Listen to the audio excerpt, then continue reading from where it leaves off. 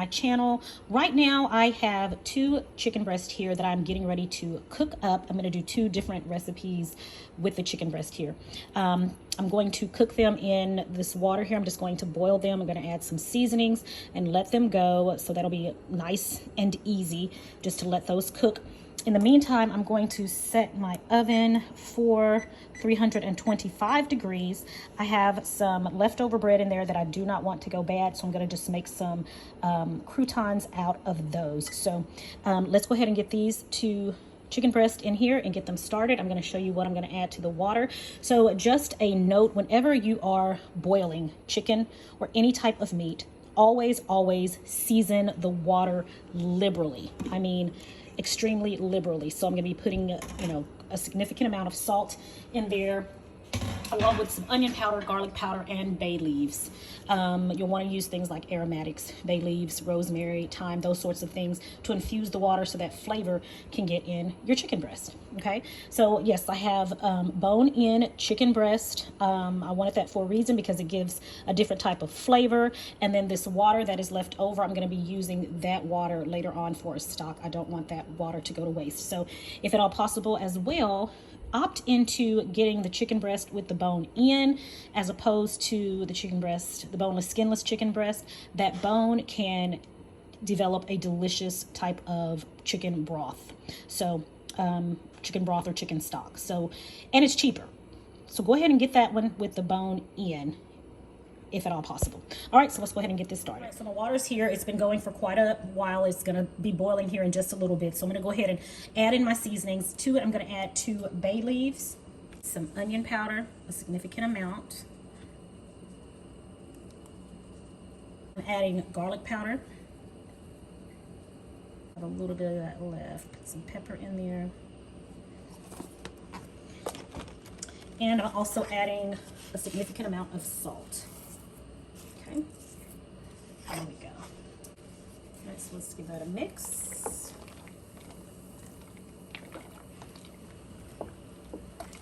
All right, now let's add our chicken breast in. These are some huge doggone chicken breast. My goodness. Chicken breast going in. All right, so we're gonna let those cook until they're completely done, which it's chicken breast. It doesn't take it long to cook at all. So I think I've told you guys before on my channel, when you're boiling any type of meat, you'll notice that you start to get that foam at the top. When that foam comes to the top, we're gonna skim that off because we want a nice clear broth. Those are just the impurities and things coming out of the meat. So we're gonna skim that off so that we have a nice clear broth. And yeah, we'll be done with that part. So I'll show you that once we get to it. So I'm using some olive oil that I have right here. I used this the other day when I made some homemade pita chips. So in here is olive oil. I have basil. I have olive oil, basil. I have onion powder and salt and pepper. So very simple. All right, so I'm going to put that in a bowl here, and then we'll add our breadcrumbs.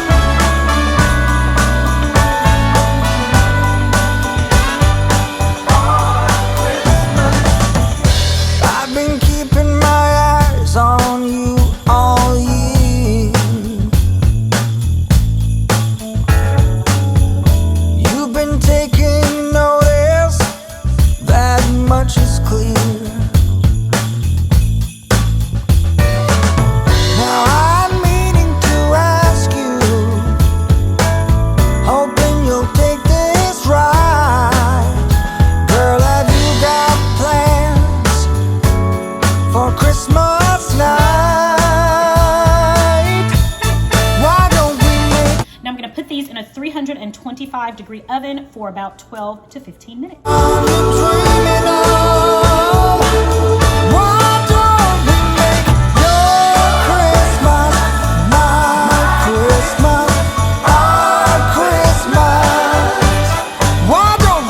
Alright, the chicken breast is ready, so I'm just going to remove these from the water and put them here in the bowl set them aside and let them cool. All right, everybody, the homemade croutons are ready.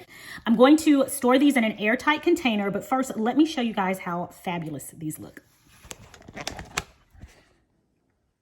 Here they are, nice and crispy and flavorful and golden.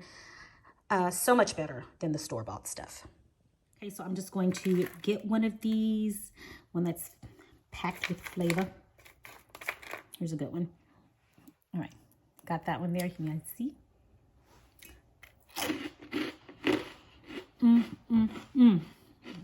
It's crunchy.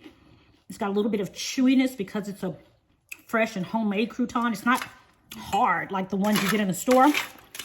So, and it was just so easy to make. So once you start making these yourself, you won't want to make them any other way. There's nothing like homemade.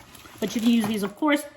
Of course, you can put them in your salads, but you can also put them in your soups, like your tomato soups. And it's the perfect time of year for soups. Tomato soup, potato soup, lentil soups, chicken noodle soup, whatever. You know, you can use them as, you can crush them up and use them as breadcrumbs in different recipes. There are so many possibilities.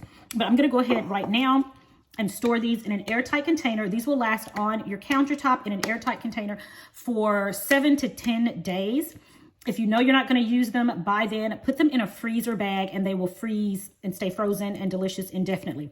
After you get them out of the freezer and you're ready to use them, just pop them in the toaster oven or in your regular oven and let them just toast up a little bit so they can get crisp all over again. But I would not put these in my refrigerator because that's going to cause moisture to get in either in the bag or in the container. So don't store them in the refrigerator. Either keep them on the countertop for up to 10 days or go ahead and put them in your freezer so that they will last even longer and they will be ready to use and delicious and fresh whenever you're ready to use them.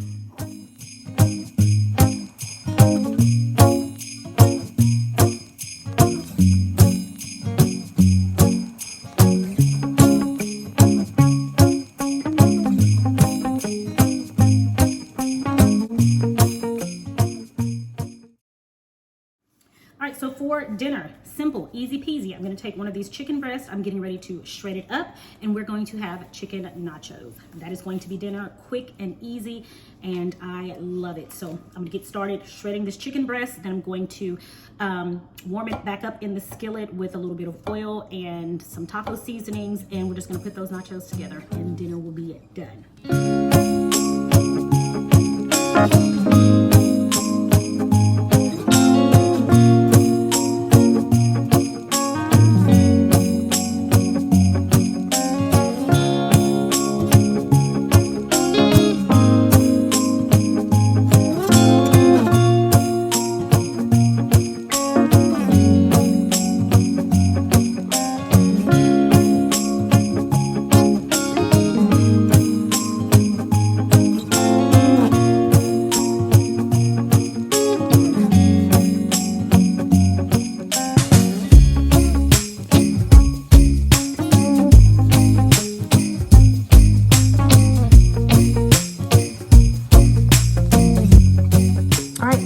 And this is dinner. So this is a really little bit right here. I got this little bitty pan right here, and of course gave my husband a larger pan, but this is going to be dinner. Chicken nachos, kind of like macho nachos. I just didn't put everything in the oven to cook. I think that's really how you're supposed to do macho nachos, but very similar. But okay, this is going to be dinner. I'm going to eat, and then I'm going to come back and put my stovetop potpourri jars together. All right, so I've got all of my ingredients laid out for my stovetop potpourri jars. I've got my oranges, all have been dehydrated. My cranberries, my limes, I've got the star anise, some cloves, and some cinnamon sticks. So now I'm getting ready to get the jars together, and these jars I got from Dollar Tree this year. I did not get them from Hobby Lobby. These are airtight containers, and I thought these were so cute, and at $1.25, I thought that was a really great deal. So I'm gonna go ahead and start putting these together, and yeah, I'll be done with this fabulous DIY project that I do every year. So it's like a tradition now.